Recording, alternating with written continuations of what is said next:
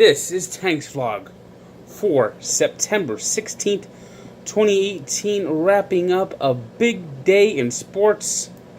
Third college football Saturday. We got pennant races galore, boxing, and a whole lot more. Just think about this. This is where we're hitting the hottest months in sports. October's coming, when all four sports will be in action. And of course, Tank's Vlog is brought to you by Allow Me to Be Frank, the weekly podcast that's available on SoundCloud and iTunes. Click on the links. I mean, come on, what are you going to do? Listen to the droning shows on CBS and Fox? And of course, don't forget Barstool Sports Advisors. Check your local listings. Much better than, what do you think, Boomer? Oh, Terry, what's going on, Terry? How about them Cowboys? I mean, it's like wind-up dolls. And then, of course, you got ESPN, which everything they touch lately has been awful. Going to start in college football. I think it's time Alabama hits the field and you start hearing this song. You can't stop them, no, you can't stop them, you can't stop them. I mean, they should play the Juggernaut theme from Deadpool 2 when Alabama takes the field. Because you can't stop these motherfuckers. That's the only way about to describe Alabama at this moment. They just kill everybody. Just crown them now national champions once again. Nick Saban. There's got to be something going on here. For a program to be like this dominant, there's got to be something illegal going on. I mean, I know the entrance exam at Alabama is spell your name and get 2 plus 2 right. The only problem is they're probably having tutors take the test for them at Alabama. But today, Ole Miss scores on the first play of the game. It's almost like, okay, we're going to spot you 7 points. There you go. Okay, now we're going to score 28 points in the first quarter. Good night, Irene. 49-7 at the half. 62-7 final. Number 2, Clemson, meanwhile, got off to a slow start against FCS Georgia Southern. But Georgia Southern is actually a decent team. But second half, the second quarter, they scored 21 points and went on for a 38-7 win. Georgia, meanwhile, stampeded their way over Middle Tennessee, 49-7. In the final game of Urban Meyer's suspension, Ohio State finally faced a real program in TCU after playing cupcakes.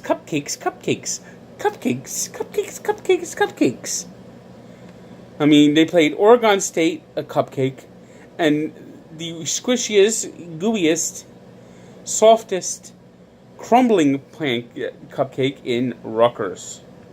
More on them later. And TCU had the chance to win this game, but they were their own worst enemy. Okay, Ohio State had a couple of big game-breaking plays, but a fumble in the end zone, an interception, a lateral on a kickoff that was just completely botched, and a blocked punt. Those plays, if they did not make those mistakes, TCU could have won this game. Instead, Ohio State is off to a 3-0 start, with Urban Meyer returning next week with a 40-28 win. Number 5, Oklahoma, played Iowa State, who beat them last year at home. And once again, Ohio State gave them a tough fight, but this time the Sooners were able to get the win, 37-27. The same cannot be said for number 6, Wisconsin. On Wisconsin, can't win a big game. Blew it big time, blew it away. Their championship hopes are fading away. On Wisconsin, lose to BYU. 24-21 at home. Oh, what a flat performance. Oh, I can't. But last year, they went into Provo, stampeded over the Cougars. The Cougars last week looked dead in the water against Cal Berkeley. And now today they go to Madison, beat the Badgers. They were a 23-point underdog with squally Canada, oh Canada, rushing for 118 yards and a pair of touchdowns. Number 7, Auburn also tasted defeat as they just played lackluster game, blew an 11-point lead. Second year in a row, they blew a big lead against LSU in the Battle of the Tigers, this time at home, losing on Cole Tracy's 42-yard field goal as time expired.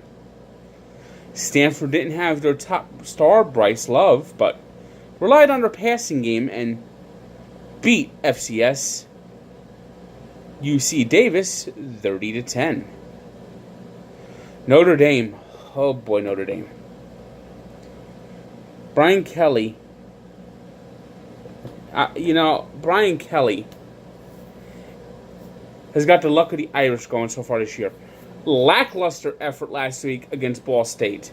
Jumps out to a 13-0 lead today against Vanderbilt, and then puts the offense in the garage. They try to sit on the lead the rest of the way. Defense is getting tired, exhausted at the end of the game. They're lucky Vanderbilt dropped a few passes. Otherwise, they would have lost this game to Vanderbilt. Vanderbilt, the worst team in the SEC. Team that never sees a bowl game, never sniffs in a bowl game. And they just another lackluster offer, 22-17. Next week, they have Wake Forest on the road. They better wake up. I know. So far, just pitiful. And Wimbush, it's the same play after play after play. There is no creativity at all on offense.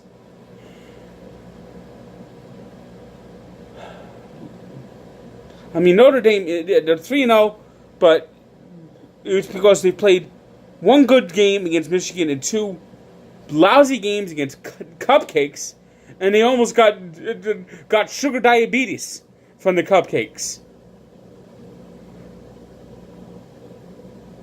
Number 10, Washington. Had a tough road game in Utah, and their defense just crushed everyone. Jake Browning, Heisman, bye-bye. Bye-bye, Heisman. Jake Browning, if he had designs on the Heisman, he better start throwing 6,000-yard games the rest of the way. His 155 yards, 14-24 is not going to cut it. But Myles Gaskin, meanwhile, 143 yards rushing, a big touchdown, as Washington beat Utah 21-7. Penn State slaughtered Kent State 63-10. Kent State got beaten so badly, Crosby, Stills, Nash, and Young are actually going to start singing about today's game. Touchdown, and Nittany Lions still scoring. Trey Smith ordered with 5 touchdowns. I hear Penn State a-coming. Hide your children right now. We got Mississippi State beating Louisiana 56-10. It was Michigan 45-20 winners over SMU. The U shot down the Toledo Rockets 49-24. It was USC falling to Texas 37-14. Don't be surprised if the Longhorns vault their way into the top 25. And after 2 great home wins, Arizona State reminded us why they're Arizona State and lost to San Diego State today 28-21. They didn't play to win the game. In another battle of ranked teams today, it was Oklahoma State taking it to Boise State 44-21. That's why Oklahoma State's in the Power 5 and Boise State's in the Mountain West.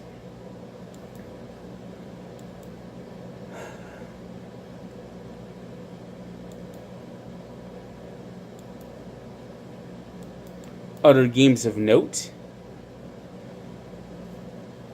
Florida State. I don't know who's showing less life these days, the Seminoles or their alumnus, Burt Reynolds. I mean, you want to talk about pitiful? They barely beat Samford last week. Samford, not Stanford, Samford. And today they just got embarrassed in Syracuse, 30-7.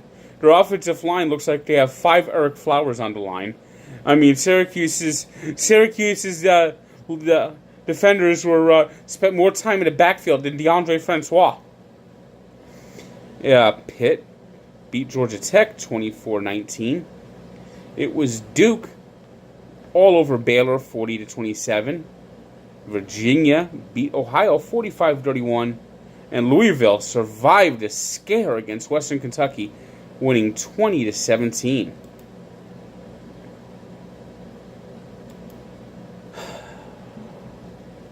Rutgers. The State University of New Jersey. Rutgers. Thank God they go by the name Rutgers. Because if they were called New Jersey University, everyone in the state would have to move out of sheer embarrassment. They are the New Jersey Transit of the Power 5 Conference. They are the absolute worst. They got rolled, beat, stampeded, humiliated, sliced, diced, fricasseed, and crunched, and turned into a minced meat to serve for Chianti by Kansas. Kansas. The pathetic Jayhawks. 55-17. Rutgers fans, take that helmet off, the night helmet off, and put on the paper bags. You are an embarrassment. An embarrassment. Chris Hash needs to be fired. Bring back Greg Schiano. Do something. And it's bad enough you're in the Big Ten. Now comes their Big Ten schedule. It's going to be a slaughterhouse. I don't think they're going to win another game the rest of the year. They're probably going to go 1-11 if they can't. They give up 55 points to Kansas. Kansas. You can find 11 people, random people, and probably beat Kansas. And Rutgers loses 55-17. I mean, why don't you start calling them New Jersey Transit University? That's how bad Rutgers is. Humiliating.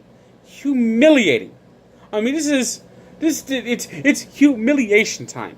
It's embarrassing. They shouldn't be let back in the state. They should be forced to spend the next week in Kansas, and then until they play better, they should not be allowed back in the state of New Jersey. That's how bad Rutgers lost today. Indiana beat Ball State 38-10. It was Temple 35-14 winners over Maryland. Once upon a time, Nebraska scheduled Troy every year, and it was like a launching point for their national championship. Troy was like their practice game. Today, the Cornhuskers lost to Troy at home, 24-19. You want to talk about freezing cold takes?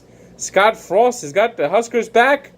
Boy, I tell you, the only Frost is the cold take of thinking that the Huskers are back.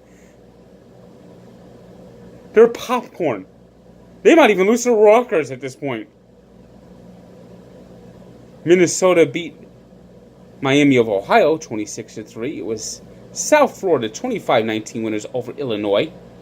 Missouri beat Purdue in a thriller 40-37. Iowa beat Northern Iowa 38-14. And today, Northwestern showed us why they are Northwestern. 3 pick sixes. And they lose to Akron 39-34.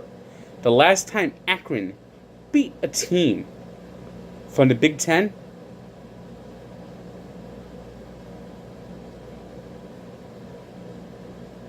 James Garfield was president. James Garfield. I think. Well, whoever was president in 1898. Yes, it was 1898. Quite a lot of things have happened since then. Radio, TV. Heck, when the last time Akron beat a Big Ten team, we ain't even invent airplanes yet. I think right now Northwestern wants to fly away, far away.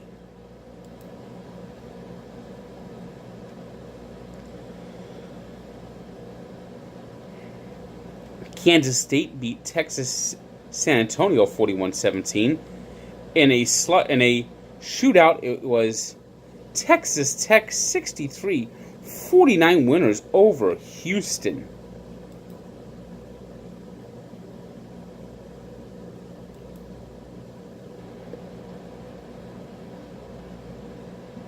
Kentucky beat Murray State 48-10. Tennessee beat UTEP 24-0. You want to talk about another woeful college? UTEP. Woo! You might want to stay down in that mine. You're terrible. Florida beat Colorado State 48-10. Arkansas lost to North Texas 44-17 as Jerry Jones' grandson got threw a pick six, I should say. And the Razorbacks just got totally humiliated. North Texas running trick plays. Stick a fork to pork indeed. Texas A&M beat Louisiana Monroe 48-10.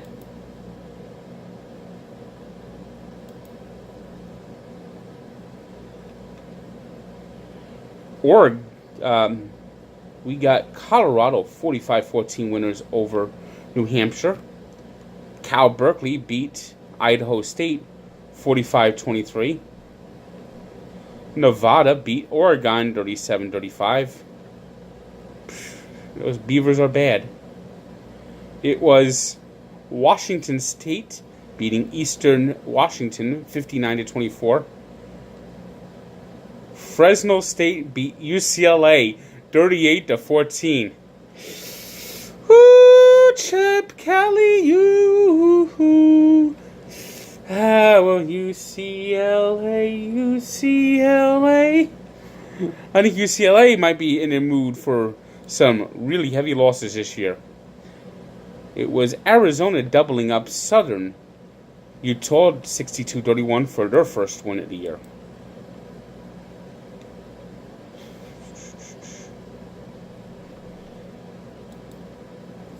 Baseball, the Yankees just continue to have troubling signs.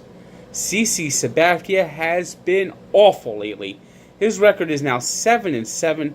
I don't remember the last time he won a game. His ERA is rising, and it looks like there is absolutely nothing left in his left arm.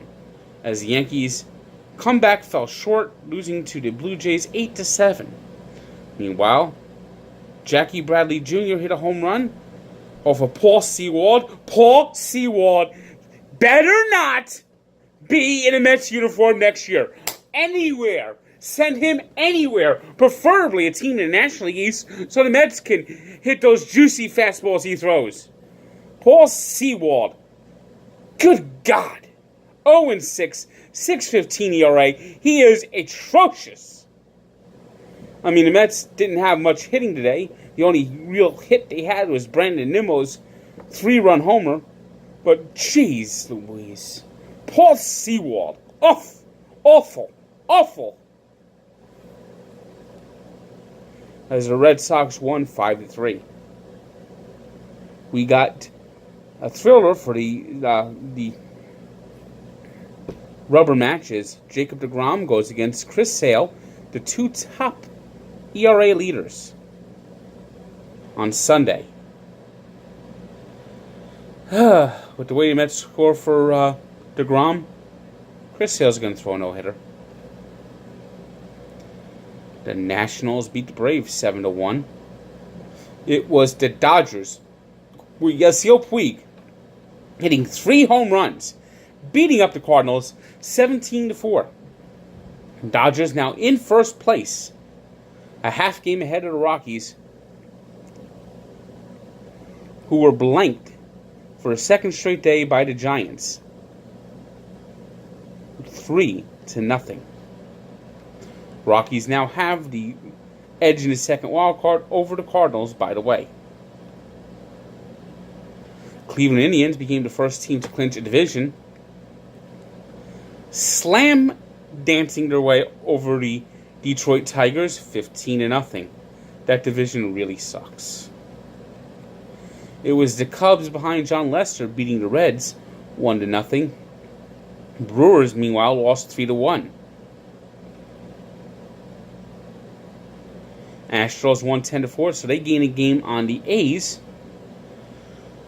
who were beaten by the Rays 7-5. So that's good news for the Yankees, as they don't lose a game in the race to get home field for that wild card game. Phillies, behind Carlos Hernandez, beat, not Carlos Hernandez, forgot the guy's first name.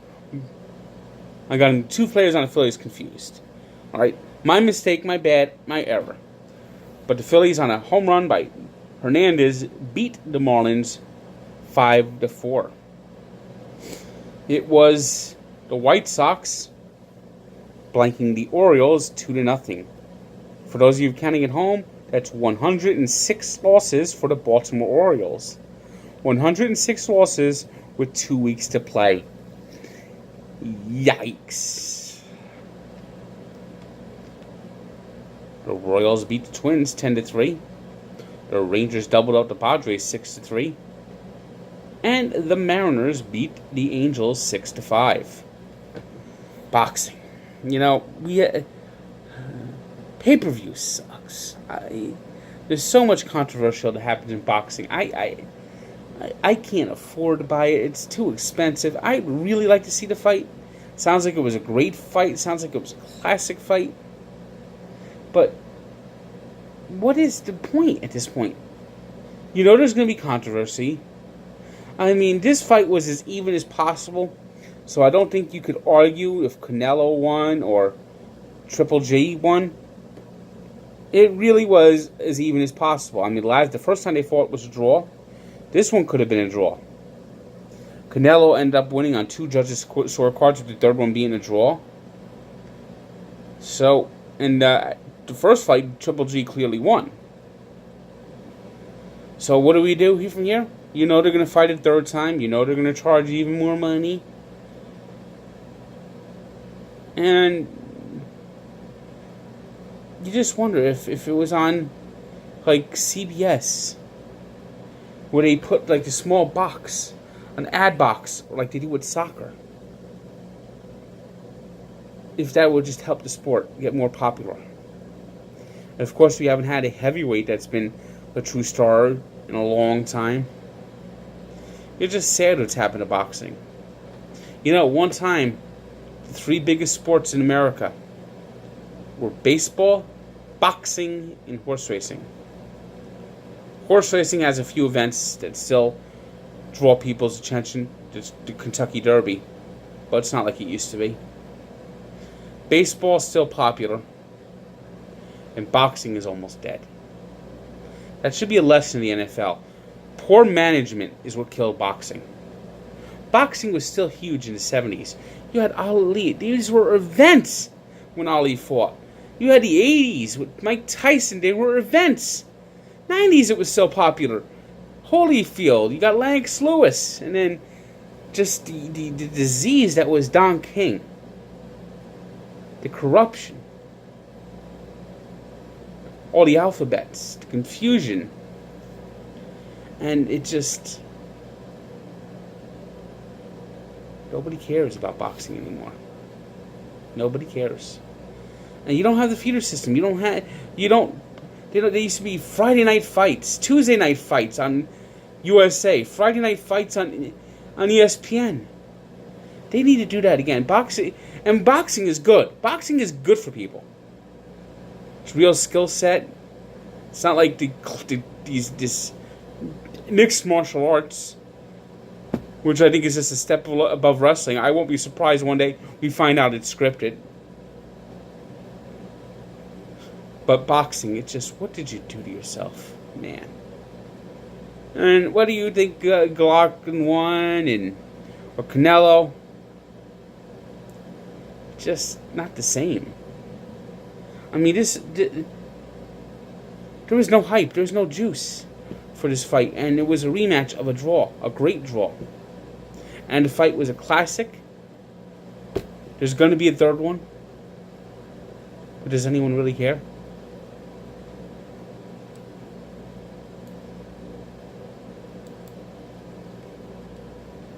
Today's 3 stars are Yasiel Puig of the Dodgers, Alan Bowman, who threw for 605 yards with 5 touchdowns to lead Texas Tech to a win over Houston, John Lester, who allowed just 2 hits over 7 innings with 9 strikeouts. Today's birthday shout-out goes to Oral Hershiser, who 30 years ago set the record for the all-time consecutive scoreless inning streak, helped lead the Dodgers to the World Series and the World Series championship. He turned 60. While 1988, while the Dodgers were making that run, they had one night where they didn't get anybody on base. As Tom Browning threw a perfect game for the Cincinnati Reds after a 2.5-hour rain delay, a game that started at 10 o'clock Cincinnati time. Browning was brilliant, 27 up, 27 down, in a 1-0 win over the Dodgers. Check out the full story of Barstool Sports and Sports Encyclopedia, where sports history lives. Check out the podcast as always, and have a nice day. And also, it's Sunday, so check out my Sunday NFL picks. Click the link below. And with my luck, it's good to fade me. Trust me. Good day.